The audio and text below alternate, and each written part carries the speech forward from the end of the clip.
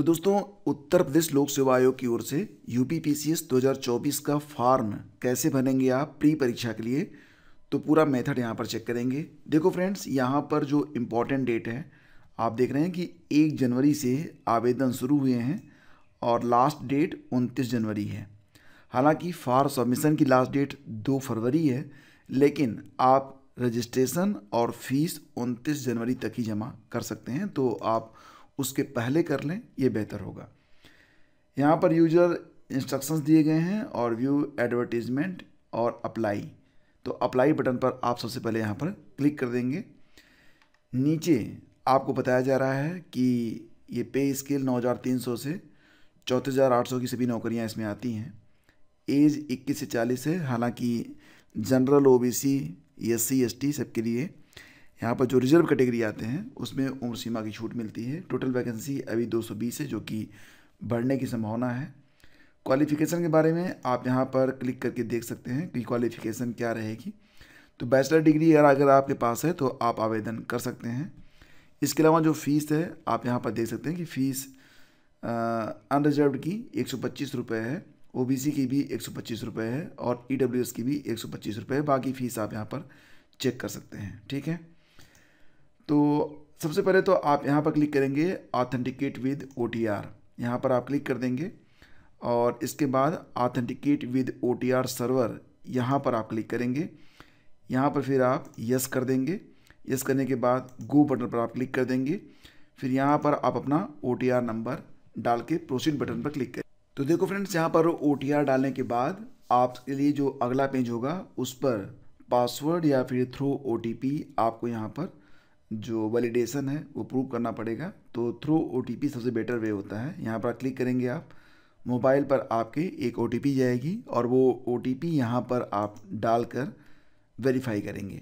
दोस्तों, OTP verify हो जाएगी। इसके बाद आप प्रोसीड बटन पर यहाँ पर क्लिक करेंगे और इस प्रकार से आपका जो मुख्य फॉर्म है वो बिल्कुल ओपन हो जाएगा। यहाँ पर बहुत सारी डिटेल्स आपको पहले से ही देखने को मिल जाएगी।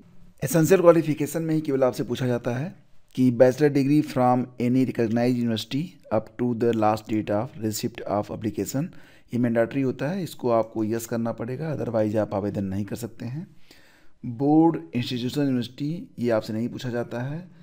ईयर ऑफ पासिंग भी नहीं पूछा गया है, मतलब आगे कोई भी डिटेल्स आपसे नहीं पूछी जाती है।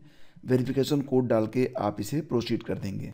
यहाँ पर proceed for entering other details पर जब आप क्लिक करते हैं तो आता है कि candidate are advised to use dashboard services to complete the application form submission process. यानी कि पार्ट 2 का जो फिलिंग है, फी डिपोजिशन है, print application form, check status, modify application form, ये सब आपको डैशबोर्ड पर मिलेगा।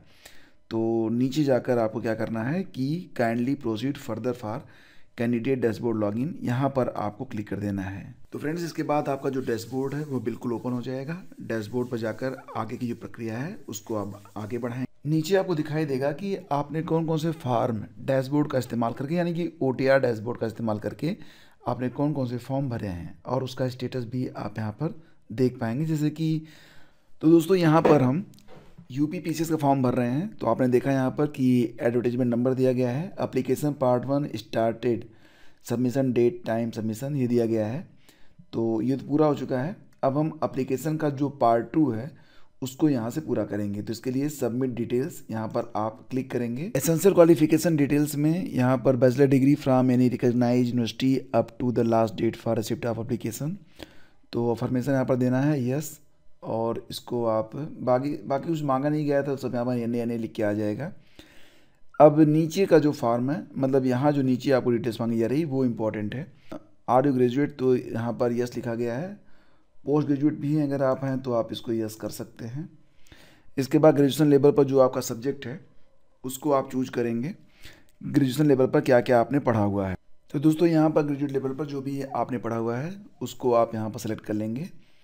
इसके बाद PG लेवल पर आपने जो पढ़ा हुआ है उसको भी आप यहाँ पर सेलेक्ट करेंगे। अब एजुकेशन यहाँ पर दिया नहीं गया है तो मैं अदर सब्जेक्ट पर भी क्लिक कर देता हूँ, क्योंकि नीचे जो other essential qualification for specific post वाला पोस्ट है। तो यहाँ पर फ्रेंड्स, अगर आपके पास एलिजिबिलिटी है तो आप यस आर नो करेंगे, अदरवाइज इसे छोड़ देंगे। मतलब यस आर नो तो करना ही पड़ेगा आपको। तो अगर आप यहाँ पर मान लेते हैं नो भी करते हैं, तब भी जो पद यहाँ पर स्नातक के लिए हैं तो वो पद तो आपको मिलेंगे ही मिलेंगे, ठीक है, तो उसको ध्यान से देख लीजिएगा। विशिष्ट अर्हता वाले पदों हेतु स्पष्ट रूप से विकल्प हाँ दिए जाने की स्थिति में ही उन्हें विशिष्ट अर्हता हेतु विचार किया जाएगा, ये ध्यान दीजिएगा आप लोग। इसके बाद पूछ रहा है कि क्या आप डू यू नो हिंदी इन देवनागरी लिपि, तो भैया हिंदी को नहीं जानता है, यस बिल्कुल जानते हैं, पता है, वो जो आपके OTR में था वो पता आपको यहाँ पर शो हो रहा है। अगर सही है तो इससे आप करेक्ट भी नहीं कर सकते हैं, क्योंकि यहाँ पर देखेंगे अगर आप तो पहले से ही सब कुछ ये आपके OTR से लिया हुआ है, तो क्योंकि कुछ कर नहीं सकते तो आप इसे एक्सेप्ट कर लीजिए, ठीक है।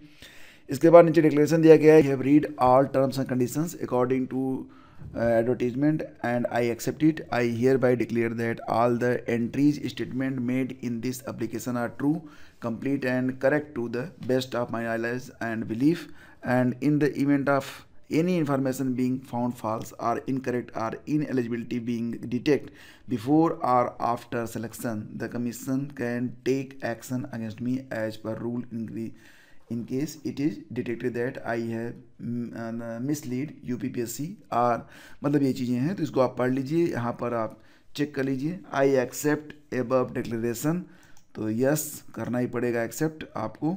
फिर आपको यहाँ पर वेरिफिकेशन कोड डालना है और जो भी कोड है उसको डाल दीजिए। और अगर आपको लगता है कि बिल्कुल सब कुछ ठीक ठाक है तो आप एप्लीकेशन फॉर्म को सबमिट एप्लीकेशन फॉर्म पर अब आप क्लिक कर दीजिए। यहाँ पर आपसे कहेगा कि are you sure want to submit your application form, if yes then click okay, otherwise click on cancel option, तो आप ओके पर क्लिक कर देंगे।